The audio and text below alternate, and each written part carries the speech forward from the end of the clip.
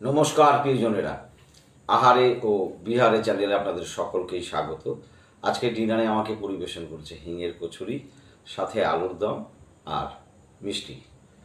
আসুন জেনে নিই কী কী উপকরণ দিয়ে এই হিঙের কচুরি তৈরি করা হলো। প্রিয়জনেরা, প্রথমে একটা পাত্রে ময়দা নিয়েছি।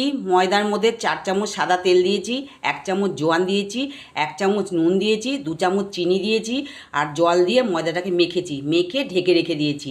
আর একটা পাত্রে ছোলার ছাতু 1 কাপ নিয়েছি, ওর মধ্যে 1 চামচ হিং দিয়েছি আর কাঁচা লঙ্কা বাটা 1 চামচ দিয়েছি, হাফ চামচ নুন দিয়েছি, হাফ চামচ চিনি দিয়েছি, দিয়ে ওটাকে জল দিয়ে সুন্দর করে মেখে রেখে দিয়েছি। তারপরে যে ময়দাটা মেখেছিলাম ওই ময়দাটার মধ্যে 1 চামচ ঘি দিয়ে ভালো করে ডলে মেখে নিয়েছি। মেখে নিয়ে ছোটো ছোটো লেচি করেছি, লেচি করে বাটি তৈরি করে নিয়েছি।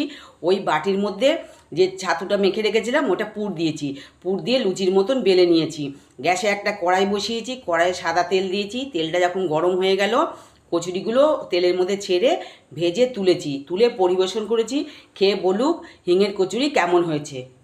তাহলে আর একদম দেরি না করে প্রিয়জনেরা, গরম গরম এই কচুরির স্বাদ নিয়ে আপনাদেরকে জানাচ্ছি কেমন হয়েছে এটা খেতে। তার আগে আপনাকে দেখাই এই কচুরিটা সুন্দর কেমন পুর দেওয়া। দেখুন, এই কাঁচা লঙ্কা এবং ছাতুর পুর দেখাই যাচ্ছে, আপনারা দেখতে পাচ্ছেন। ঠিক এইভাবে আমি এখন আর দেরি করবো না। এইভাবে কি করবেন আমি পরে বলছি আপনাদেরকে। খেয়ে একটু আলু আর একটু গ্রেভি নিয়ে, আহা, মুখে দিতেই একেবারে মন ভরে যায়। অদ্ভুত সুন্দর খেতে, এক কথায় লাজবাব। ঠিক এই রকমভাবে আপনারা এই হিঙের কচুরি তৈরি করুন এবং আলুর দম সাথে সহযোগে সকলকে পরিবেশন করুন। আর আমাদেরকে কমেন্টের মাধ্যমে জানান কেমন হলো খেতে। আজ তাহলে এই পর্যন্তই, দেখা হচ্ছে খুব শীঘ্রই নতুন কোনো রেসিপি নিয়ে।